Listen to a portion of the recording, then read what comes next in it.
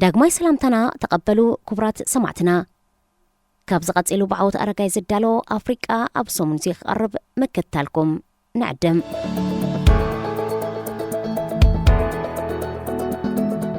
حمام إيدسن أفريقان HIV إيدس بعالم درجة أبز حلفة 4 عمت 84.2 مليون صبات لغيفو أستات 4 مليون صبات قتيلو إذا حمام أبكل التشحن 4 أستات كل 2 مليون صبات كقتلن كلو أبكل التشحن إسران حدن 650 شح بمقتلو زنبرو تسفح فحنت بسوسان شمونتن مئتاويت قوديليو بات حمام نايزل كفو صبات قطرون ناب حدن تبحموشت مئتاويت بمرادو أبستحات قطر يركب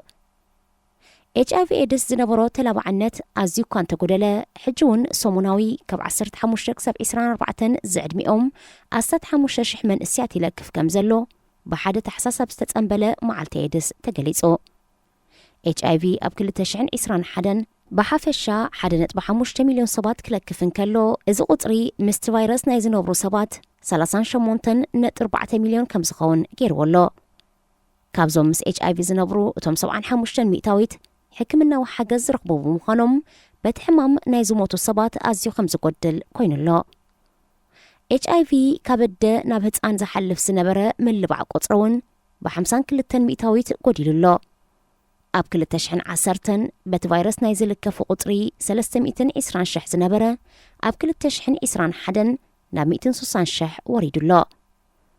HIV إيدس بكل مداياتو مالت بو نايزل كفون زقتلون قطر كوانتا قدلا أب حيالو هاجرات أنت أروز قبر زنبرة قوسقاسن نايفلت هاب تمرتن إنا قدلا بمنتو أب زحج أوان أب كل عدمة 15 كسب 24 نوس عدمة بزيادايت كعمل لاو قمزة تحساسبن قوسقاس بزل علق اتصل تساوعيت يغربالو أب كل تشحن إسران حدن بت فيروس تلخيفهم كنسهم ملكفتهم نايزي فلت أمو أب حكمنا هاند بس تنقرو سوات قطري 5 مليون نيرو قال خابزي أمون ات فيروس بمنتاي تحلالف سيفلتو تحت عدمة من بارم كفلت تغايلو HIV بهواسات دم كابسب نابسب محلالف بمن قد مرفئن كال زي مخنة مسارحيتات متحللاف دم زتلخف دم ناب قصلي بوليد كابد ناب هتان بمتباو هتان زم حلالف كون تخونه اتزعبي زم حلالفلو من قدقن تصوتا وركبيو HIV بمنقد فيروس كابسب نابسب مستمحلالفة زتلخف السب نايمك الخال عقمو مستداخمة اتحمام ناب إيد استقايرو باستفلالي حمامات بفلاي دما بعباي سعلن كالا أكلات زدخم حمامات أمهميني قتل HIV إيدز نامل على مكان تسفحفحة بزيادة زدقعا أهو قرقن أفريقيا هزب أفريقيا مسكال عالم توداديرو 15 مئتاوي زشفن كوان تخونه حمام HIV إيدز كلتا كاب 3 أب أهجر أفريقيا يتلابعو زبس حموتون أبز أهجريو تمزجيبو بفلاي أمود داتا إسران مجمرتا إسران حدن كفل زمن مالت شحنت شعات 209 كساب كلتا شح أب أفريقيا حد خابك أندقتا الحمام كوينو نيرو أب كلتا شحن 10 حدن بزنبرت أب 700 حفشاو موت أب أفريقيا قاتيمو هاجرات تحت سهر أفريقيا أتن زيادة استطقع كوينن كابقو نابقو دما هاجرات دوباو مبراقن أب قدماي معراب أب كالأي مبراقن مأكلاين دما أتزحاشة أب سالساي درجة نيرو أب حد أوان 10 مئتاويت نهاجرات بوتسوانا لسيتو مالاوي موزامبيك ناميبيا دو أفريقيا إسواتيني زامبيان زومبابين بمتقعو قوسي فتيرو نيرو أبزن هاجرات أبلع لدك صبات كبير سكيات زبيك فترن كلو أبدرقان نفس وكف قزاو تبمتاو دما أبلع لي سدرابيتات أبيات تمرتي نايسراح بوتاتاتن من مزبع فتيرو قطباون بخبيد هاسيو HIV بلك أبي مبقولو كانت زي تفلت أبدو ومبرق كاميرون كاب چيمبانزي استبهلو أهباي نابسبت محلالي فوق خون كم زخال إيقمات مغنياتو أبتم انسساتات تمساسا لعينة فيروس بمركابو كخون كلو ات فيروس أبسب مسعاتو تبايو 5 قياري كلات أبتستقلت أخباب زنبرو أهزاب دما أهباي چيمبانزي نمقبز تقوم بمخانم كابتم نمقبز حردو هباي تمحلالي فوق خون كم زخال يترطار ات فيروس نمجمرت أوان أبشحن 930 كم استرأي بمنقد موقع عزيا ربا بجلبا بمنقد شانغاز تبهال ربا ناب ربا كونغو ከምኡን ናብ ዲሞክራሲያዊት ሪፐብሊክ ኮንጎ ከተማ ኪንሻሳ ተሰጋጊሩ ብዙሕ ከይተፈልጠ ዘገም እናበለ ተላቢዑ እዚ ኮይኑ ከበቃዕ ግን HIV ኤድስ ንመጀመርታ ግዜ ኣብ 1981 ኣብ ሕቡራት መንግስታት ኣሜሪካን ፈረንሳን ብወግዒ ከም ዝተረኽበ ተመራመርቲ ይሕብሩ HIV ኤድስ ፈውሲ ዘይተረኽቦ ቀታሊ ሕማም ብምዃኑ ኣብቲ መጀመርታ ሓያሎ ሃገራት ክሓብኦን ክሸፋፍንኦን ተረኣየን ነይረን እቲ ሕማም ዝያዳ ብፆታዊ ርክብ ዝመሓላለፍ ብምዃኑ ካብ መጻምድትኻ ወፃእ ዝግበር ፆታዊ ርክብ ድማ ብሓያሎ ዓቀባውያን ባህልታት ከም ነውሪ ይርአ ምንባሩ ብስቱር ተታሒዙ እዚ ድማ እቲ ሕማም ክላባዕ ሓጊዙ HIV ኤድስ ክሳብ ሎሚ ዝኾነ መድሃኒት ኣይተረኽቦን ዝበዝሑ ዝተለኽፉ ሰባት ድማ ሕጂውን ኣብ ኣህጉር ኣፍሪቃ እዮም ዝርከቡ ኣቐዲሙ ኣንጻሩ ዝግበር ዝነበረ ጎስጓስ እንተዘይቀፂሉ ተመሊሱ ዳግማይ ብናህሪ ክላባዕ ተኽእሎ ከም ዘሎ ይግለጽ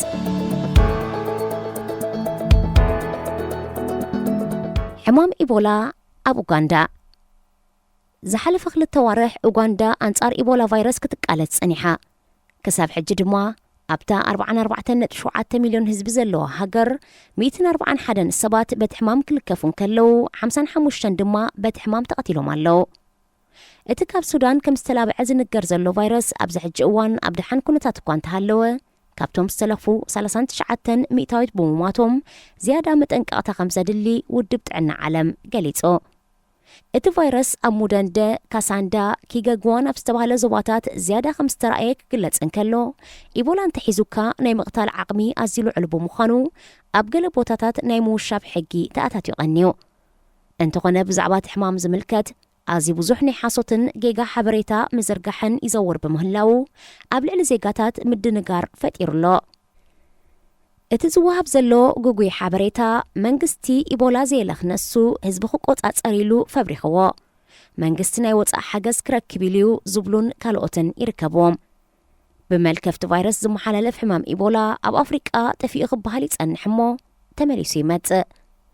ውድብ ጥዕና ዓለም ሕጅስ ንኣዋርሕ ኣይተረኣየን እሞ ካብ ገጽ ምድሪ ጠፊኢልና ንኣውጅ ብምባል ይቀራርብ እሞ ተመሊሱ ድማ ክቕልቀል ጸኒሑ ኣቐዲሙ ኣብ 2000 ከምኡን ኣብ 2021 ጠፊኡን ክጠፊኡ ተባሂሉን ተስፋ ተነቢሩሉ ነይሩ እቲ ሕማም ኣብ ጊኒ ተራእዩ ከም ዘሎ 17 ሰባት በቲ ሕማም ክልከፉን ከለው 3 ድማ ድሮ ከም ዝሞቱ ሰብ መዚ ጥዕና ሃገር ሓቢሮም በዚ መሰረት ሃገራት ምዕራብ ኣፍሪቃ ኣብ ተጠንቀቕ ክጸንሓ ውድብ ጥዕና ዓለም ፀዊዕሎ ምልባዕ ኢቦላ ንምክልኻል 2 መድሃኒታት ክታበት ተዳልዮም ኣብ ጥቕሚ ውዒሎም እኳ እንተሃለው ገለ ክፋል ህዝቢ ነቲ መድሃኒት ከኣምኖ ከም ዘይከኣለን ገለ ክፋል ምብራቕ ኣፍሪቃ ብዕጡቓት ሓይልታት ዝተታሕዘ ብምዃኑ ክኢላታት ጥዕና ኣብ ኩሉ ህዝቢ ከባጽሕዎ ኣይከኣሉን ህዝቢ ኣብ ልዕሊ ክኢላታት ጥዕና ሕክምናን መድሃኒትን ዘለዎ እምነት ናብ ንቡር ክምለስ ካልእ ጻዕሪ ከም ዘድሊ ብተወሳኺ ተሓቢሩ ንመጀመርታ ግዜ ኣብ 1976 ኣብ ደቡብ ሱዳን ዝተረኣየ ኢቦላ ብዙሕ ግዜ ጠፊኡ ተባሂሉ ተኣዊጅሉ እኳ እንተነበረ ብፍላይ ኣብ ሃገራት ምዕራብ ኣፍሪቃ ብተደጋጋሚ ክቀላቐል ዝጸንሐ ብጠቕላላ ልዕሊ 11,300 ሰባት ዝቐተለ ቫይረስ እዩ ኢቦላ ካብ ኮቪድ-19 ላዕሊ ንዝለኸፎም ሰባት ዝቐትል ኣዝዩ ሓደገኛ ሕማም እዩ እንተኾነ እቲ ሕማም ብምስትንፋስ ዘይመሓላለፍ ብምዃኑ ካብ ሰብ ናብ ሰብ ኣብ ምልባዕ ዝዘሓለዩ ኢቦላ ዝተበከለ ማይ ብምስታይ ብምራቕ ደም ቀልቀልን ካልእን ክመሓላለፍ ከሎ በቲ ሕማም ዝተለኽፉ 2 ካብ 3 ሰባት ናይ ምቕታል ተኽእሎ ኣለዎ ኢቦላ ከም ኮቪድ-19 ካብ መንካዕ ዝነቐለ ክኸውን ከም ዝኽእል እዩ ዝግለጽ ብዘይካ ንሰብ ድማ ከም ንቺምፓንዝን ጉሪላን ካልኦት ዓሌታት ሃባይን ይለክፍ ሓድሽ መጽናዕቲ ከም ዝሕብሮ ኢቦላ ካብ መንካዕ ናብ ሰብ ከም ዝሓልፍ ኣረጋጊጹሎ ብመሰረት መጽናዕቲ ኣብ 1990ታት ኣብ ምዕራብ ኣፍሪቃ ኣብ ሰራሊዮን ጊንን ላይበርያን ድሕሪ ዝተኻየደ ነዊሕ ኩናት ሓያሎ ሰባት ካብ ቤት ንብረቶም ተመዛቢሎም ስደተኛታት ክኾኑ ተገዲዶም ገለ ካብቶም ዝተመዛበሉ ስደተኛታት ናብ ጫካታት ብምኻድ ንኣሽቱ ዓድታት ክመስርቱን ንኣባይትን መግብን መስርሒ ዝኾኖም ኣግራብ ክቆርጹን ጀሚሮም ብኸምዚ ሓንቲ ሜሊንዴ ዝተባለት ዓዲ ኣብ ጊኒ ኣብ ማእከል ጫካታት ተመስሪታ ኣጋጣሚ ኮይኑ እቲ ዓዲ ኣቐዲማ ብኣግራብ ዝተሸፈነት ናይ መንክዓት ባህርያዊ መንበር ቦታ እያ ነይራ ኣብቲ ዓዲ ሓደ ኢሜል ዝተባህለ ህፃን ብኢቦላ ዝተሰከመ ናይ መንካዕ ቫይረስ ተለኺፉ ሞይቱ እቲ ህፃን ናብ ስድራ ቤቱ የሕሊፍዎ ንሳቶም ድማ ናብ ካልእ ሰባት ብምትሕልላፎም ናብ ሓያሎ ክፋላት ምዕራብ ኣፍሪቃ ተዘርጊሑ በዚ መሰረት ሕማም ኢቦላ በብግዚኡ ጠፊኡ እኳ ይበሃል እንተሃለወ ሰባት ምስ እንስሳታት ዘገዳም ዘለዎም ጥቡቕ ርክብ መፍትሒ ከይረኸቡሉ እቲ ሕማም ደጋጊሙ ክመጽእ ምዃኑ ይግለጽ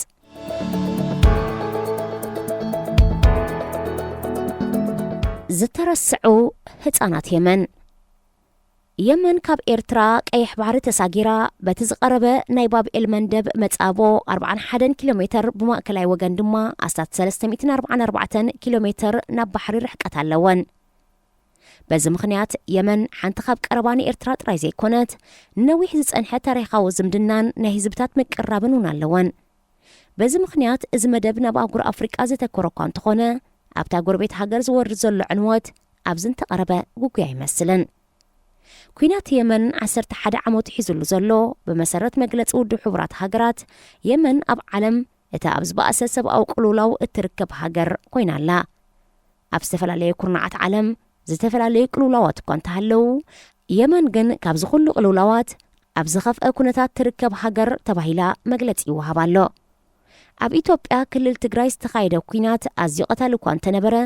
ኣብ የመን ዝካየድ ዘሎ ኩናት ግን ምስ ምንውሑ ብፍላይ ኣብ ልዕሊ ህፃናት ዘውርዶ ዘሎ ጉድኣት ኣዝዩ ልዑል ከም ዝኾነ ወኪል ህፃናት ውድብ ሕቡራት ሃገራት ዩኒሴፍ ገሊጹ ኣብዚ ሕጂ እዋን ብሰንኪ ኩናት ኣብ ታሪክ የመን እቲ ዝኸፍአ ኩነታት ቅልውላው ተኸሲቱ ከም ዘሎ 12 ሚልዮን ህፃናት ተሃገር ህፁፅ ናይ መግቢ ማይ መድሃኒትን መጽለልን ሓገዝ የድልዮም ከም ዘሎ ካብዚኣቶም እቶም 2.2 ሚልዮን ኣብ ዓጸቦን ዋሕዲ መኣዛ መግብን ይርከቡ ካብ ህፃናት የመን ድሮ 10 ህፃናት ከም ዝተቐትሉ ተፈሊጡ ህፃናት የመን እዚ ዝተገልጸ ጥራይ ዘይኮነ ኩናት ኣብ ልዕሊ ስነ ኣእምሮ ዝበስሑ ህፃናት ጸሊም ስምብራት ይገድፍ ከም ዘሎ ማሕበር ተራድኦ ምድሓን ህፃናት ሴቭ ዘ ቺልድረን ሓቢሩ ብሰንኪ ኩናት ሓያሎ ኣብያተ ትምህርታት ተዓጽየን ብምህላውን ልዕሊ 2 ሚልዮን ህፃናት ካብ ትምህርቲ ክበኽሩ ከለዉ ካልኦት 2 ሚልዮን ድማ ካብ ቤት ንብረቶም ተመዛቢሎም ኣብታ ሃገር ብሓፈሻ 23.7 ሚልዮን ህዝቢ ኣብ ኣዝዩ ሕማቕ ኩነታት ከም ዘሎን ኩናት የመን ኣዝዩ ውሱን ኣቓልቦ ማሕበረሰብ ዓለም ከም ዝተገብረሉ ኣብታ ሃገር ዘለዉ መቐናቕንቲ ወገናት ንኽቀራረቡ ዝተገብረ ጻዕሪ ዛጊት ዝኾነ ውፅኢት ከም ዘይተረኽቦ ይግለጽ ኣብ 2011 ኣብ ቱኒዝያ ዝጀመረ ምልዓል ጽድያ ዓረብ ማለት ኣረብ ስፕሪንግ ውልቀ መለኽቲ ካብ ስልጣኖም እናኣለየ ናብ ኣህጉራት ሰሜን ኣፍሪቃን ሃገራት ዓረብን ክልሕም ጀሚሩ ን33 ዓመታት ብፕሬዝደንት ዓሊ ዓብደላ ሳልሕ ዝተመርሑ የመናውያን ብወገኖም ኣብ ሃገሮም ለውጢ ብምድላይ ምልዓል ጀሚሮም የመን ኣብ ሰሜንን ደቡብን ዝተመቕለት ሃገር እያ ነይራ ኣባል ሰራዊት ዝነበረ ዓሊ ዓብደላ ሳልሕ ወተሃደራዊ ዕልዋ መንግስቲ ብምክያድ ካብ 1978 ክሳብ 1990 ናይ ሰሜን የመን መራሒ ኮይኑ ምስ ዴሳዊት ማለት ኮሙኒስት ዝነበረ ደቡብ የመን ድማ ኣብ ኩናት ተጸሚዱ ድሕሪ ምውዳቕ ሶቪየት ሕብረት ዴሳዊት ደቡብ የመን እናተዳኸመት ብምምጻኣ ምስ ሰሜን የመን ናይ ምሕባር ስምምዕ ኣካይዳ ዓሊ ዓብደላ ሳልሕ ድማ ናይ ሕብርቲ ሃገር የመን መራሒ ኮይኑ ከገልግል ጀሚሩ ብጠቕላላ ድማ ንየመን ን33 ዓመት መሪሕዋ ንየመን ንሱ ጥራሕ ከም ዘሕብራ ዝኣምን ዝነበረ መሪሕነት ዓሊ ዓብደላ ሳልሕ ብብልሽውና ሸቕለት ኣልቦነት ዝተሓመሰ ብምንባሩ ኣቐዲሙ ዝተፈላለየ ግጭታትን ምልዓላትን እኳ እንተነበረ ነቲ መራሒ ካብ ስልጣን ከኣልዩ ይከኣለን እንተኾነ ምልዓል ጽድያ ዓረብ ኣዝዩ ሓያል ብምንባሩ ክሰግሮ ይከኣለን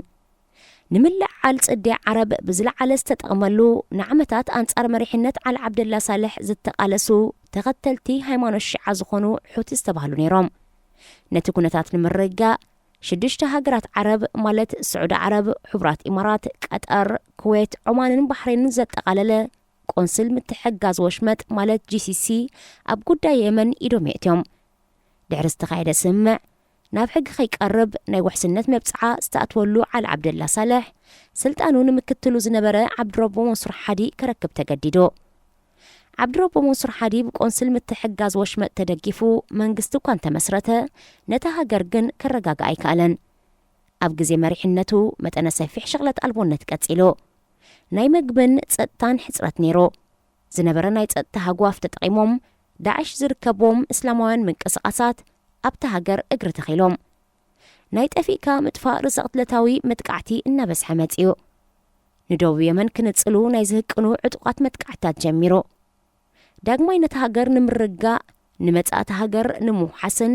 ብውድብ ሕቡራት ሃገራት ዝተመወለ ሃገራዊ ዝርርብ ድማ ተኻይዶ ኣብቲ ዝርርብ እቲ ሃገር ናብ 6 ፌደራላዊ ዞባዊ ምምሕዳራት ክትመቓቐል ኣብ ስምዕ ተበጺሑ እንተኾነ ዕጡቓት ሕትን ምንቅስቓስ ናጽነት ደቡባዊ የመንን እቲ ፌደራላዊ ዞባዊ ምምሕዳራት ንረብሓናን ሃገራዊ ራእይናን ኣየቐድምን እዩ ብምባል ነጺጎሞ ኣብዚ እዋን ምምላስ ፕሬዚደንት ነበር ዓሊ ዓብደላ ሳልሕ ናይ ዝድግፉ ዕጡቓት ብፍላይ ድማ ኣብ ሰራዊት ዝነበሩ ቁፅሪ እውን እናዓበየ መጺኡ መሪሕነትን ስምዕን ፕሬዚደንት ዓብድረቦ መንሱር ሓዲ ዘይተዋሕጠሎም ዕጡቓት ሕቲ ኣቐዲሞም ጸላእቶም ምስ ዝነበሩ ኣብ ሰራዊት ዝነበሩ ዕጡቓት ወተሃደራት ደገፍቲ ዓሊ ዓብደላ ሳልሕ ልፍንቲ ፈጢሮም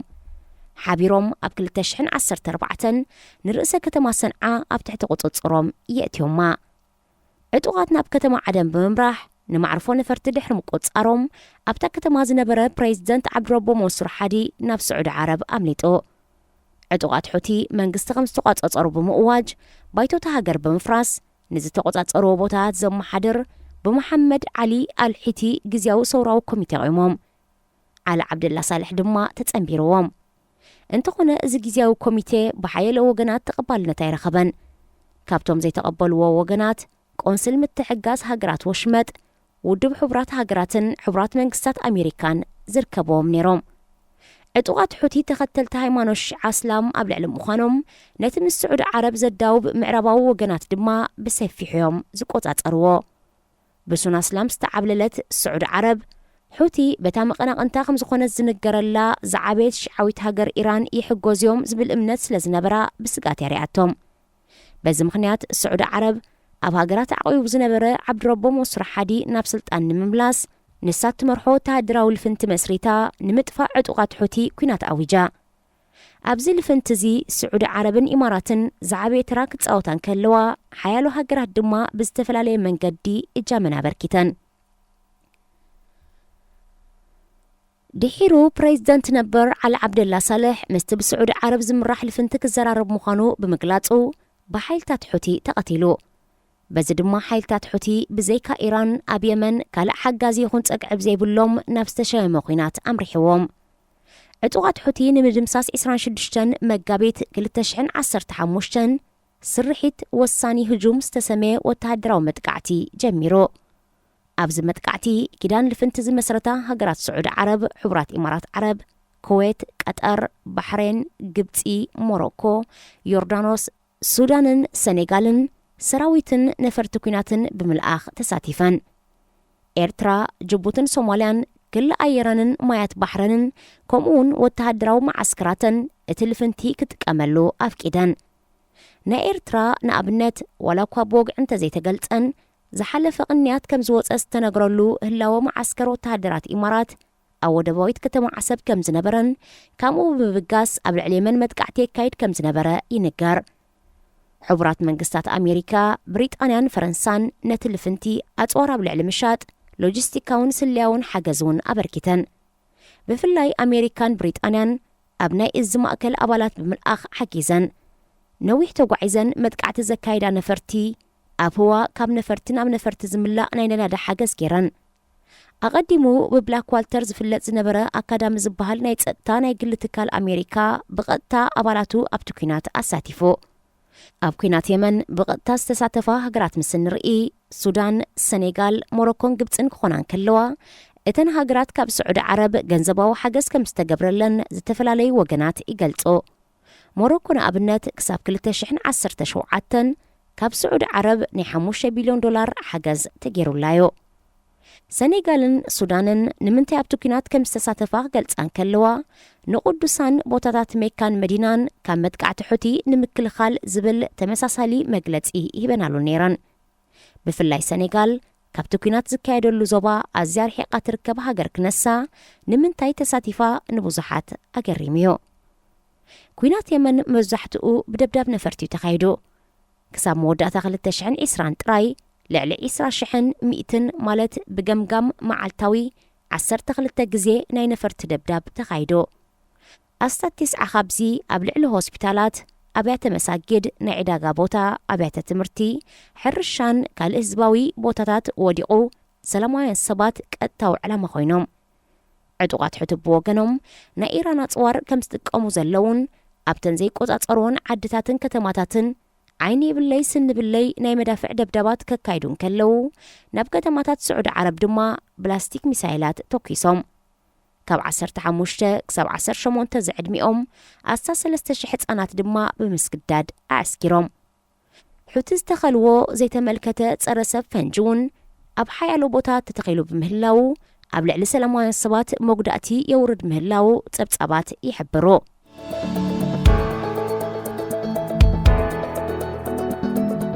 ኣብቲ ኩናት ብፍላይ ድማ ብመጥቃዕቲ ነፈርትን ደብዳባትን ልዕሊ 20,000 ሰላማውያን ሰባት ኣስታ 3,000 ካብዚኦም ህፃናት ተቐቲሎም ብወገን ስዑድ ዓረብ ድማ ብፍላይ ኣብ ዶባት ክልቲአን ሃገራት 500 ሰላማውያን ሰባት ከም ዝተቐትሉ ፀብፃባት ወርልድ ሪፖርት ይሕብሩ ሕቲ ብተወሳኺ ኣብቲ ዝተቆፃፀርዎ ቦታታት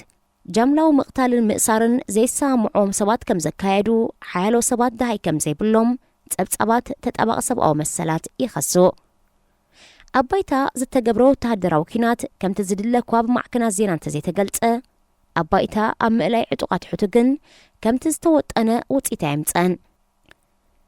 ሓይልታት ሕቲ ብደብዳብ ነፈርቲ ኣብ ልዕሊ ሰብኣዊ ዓቕሞምን ኣፅዋራቶምን ከቢድ መጥቃዕቲ ከም ዝወረደ እኳ እንተገለጹ ካብ ሒዞሞ ዝነበሩ መሬት ግን ምንቃቢሉ ኣይንቀሳቐሶምን ብኣንጻሩ ብሓያሎ ሃገራት ዝተኸፍተሎም ኩናት ከም ዝመከትዎ እዩ ዝንገር በቲ ኩናት ዕጡቃት ሕቲ ልዕሊ 12,000 ኣባላት ከሲሮም ስዑድ ዓረብ ኣስታት 3,000 ሱዳን 4,000 ኢማራት 150 ብትካል ኣካዳሚ ብገንዘብ ተዓሲቦም ዝዋግኡ ኣባላት ፀጥታ 71 ብሓፈሻ ብወገን ሓይልታት ልፍንቲ ልዕሊ 8,000 ወተሃደራት ተቐቲሎም ኣብዚ ኩናት እቲ ካልእ ናይ ስነ ኣእምሮ ኩናት ልፍንቲ ስዑድ ዓረብ ዕጡቃት ሕቲ ካብ ኢራን ናይ ኣፅዋር ሓገዝ ከይግበረሎም ብዝብል ምኽንያት ካብ ናብ የመን ዝግበር ኩሉ ዓይነት መጓዓዝያ ከይህሉ እገዳ ገይሩ እዚ እገዳ ናብ የመን ዓበይቲ ይኹና ንኣሽቱ መራኽብን ጀላቦን ከይኣትዋ ማሪታይም ተዓፅዩ ናይ በረራን ናይ መካይን መጓዓዝያ ተዓጊቱ በዚ ድማ 85 ሚእታዊት ናብ የመን ዝኣቱ መግቢ ከይኣቱ ብምዕጋቱ ኣስታት 20 ሚልዮን ሰባት ናይ መግቢ ሕፅረት ኣጋጢሞም ኣሎ 7 ሚልዮን ካብዚኦም ድማ ኣብ ገማግም ዓፀቦ ይርከብ ብሰንኪቲ እገዳ መድሃኒት ይኹን ካልእ ከይኣቱ ብምዕጋቱ ሰብኣዊ ቅልውላው ፈጢሩሎ የመን ብውሽጣዊ ኩናት እናተሓመሰት ካልኦት ሃገራት ብፍላይ ድማ ንሓድሕደን መንፅልዋ ገበረ ዝቀናቀና ስዑድያን ኢራንን ኢደን ብምእታወን እቲ ግጭት ዝያዳ ክጋደድን ከሎ እቲ ናይ ማሪታይም እገዳ ድማ ኣስታት 10,000 የመናውያን ብጥሜት ይቐዝፍ ኣብ ልዕሊ ህፃናት ድማ ናይ መግቢ መኣዛ ጉድለት ማለት ማልኒትሪሽን ይኸትል ኣሎ ኣብ ልዕሊ እዚ ሸሮኽን ካልእ ሕማማትን ተደጋጋሚ ክላብዑ ይረኣዩ ልፍንቲ ስዑድ ዓረብ ንዕጡቃት ሕትን ምድኻሞምን ምንቅስቃሳቶም ንምዕጋትን ፅርግያታት ቢንቶታትን ወደባትን ብነፈርቲ ጥቂዑ ኣዕኒዎ ብምህላው ብተወሳኺ እቲ ሃገር ናይ ትሕቲ ቅርፂ ዕንወት ገጢምዋ ትርከብ ኣብዚ ካብ ባሕሪ ብጭልፋ ዝተገልፀ ኩናት የመን ኣብ ዓለም እታ ብዝበኣሰ ሰብኣዊ ቅልውላው እትርከብ ሃገር ገይርዋ ኣሎ መምሕዳራት ባራክ ኦባማን ዶናልድ ትራምፕን ሕብራት መንግስታት ኣሜሪካ ንኩናት ልፍንቲ ስዑድ ዓረብ ደጊፎሞ ጥራይ ዘይኮነስ ከምቲ ዝተገልፀ ሎጂስቲካውን ስልያውን ሓገዝውን ገይሮምሎም እዮም እንተኾነ ምስ ምምፃእ መምሕዳር ፕሬዚደንት ጆ ባይደን እቲ ኩነታት ናብ ምርጋእ ገፁ ዘእንፍት ዘሎ ይመስል ምክንያቱ እዚ ሓድሽ ፕሬዚደንት ነቲ ኩናት ከም ዘይድግፎን ደው ክብል ከም ዘለዎን ይፅውዕ ብምህላው መምሕዳር ፕሬዚደንት ጆ ባይደን ዕጡቃት ሕቲ ካብ ተኣትዮሞ ዝነበሩ ዝርዝር ኣስማት ጉጅለ ግብረ ሽበራ ከውፅኦም ከሎ ድሕሪ ዝገበሮ ፀቕጢ ኢማራት ዓረብ ኣብ ኤርትራ ወደባዊት ከተማ ዓሰብ ከፊታቶ ዝነበረት ማዓስከር ዓፅያ ስዑድ ዓረብ ብወገና ዒላማይ ሃሪሜ ብዝብል ምስምስ ናይ ነፈርቲ ደብዳብ ደው ከም ዘበለት ትገልጽ ኣላ ኣብዚ ኩናት ብሓፈሻ ብቐጥታን ተዘዋወርን ህይወት 250,000 ሰባት ቀዚፉ ከም ዘለዩ ፀብፃባት ውድብ ሕብራት ሃገራት ዝግምግም ጉዳይ የመን ሓደ ምርጫ ጥራይ ከም ዘለዎም ተዓዘብቲ ዝገልጹ ንሱ ድማ ኣብ ዙርያ ጣውላ ኮፍ ኢልካ ዝግበር ዲፕሎማስያዊ ዝርርባት ዝተናወሐ ናብ ሽቕለት ኣልቦነትን ድኽነትን ዘምርሐ መሪሕነት ዓሊ ዓብደላ ሳልሕ ብሃይማኖታውን ዓሌታውን ፍልልያት ዘባዊ ምፍልላይ ደቡብን ሰሜንን እንተሃገር ሕሉፍ ሃይማኖትነትን ግብረ ሽበራን ኣብ ሓደ እዋን ማእከል ዓረባዊት ስልጣነ ንዝነበረት የመን ናብ ድኽነትን ቅልውላውን ኣውዲቕዋ ይርከብ።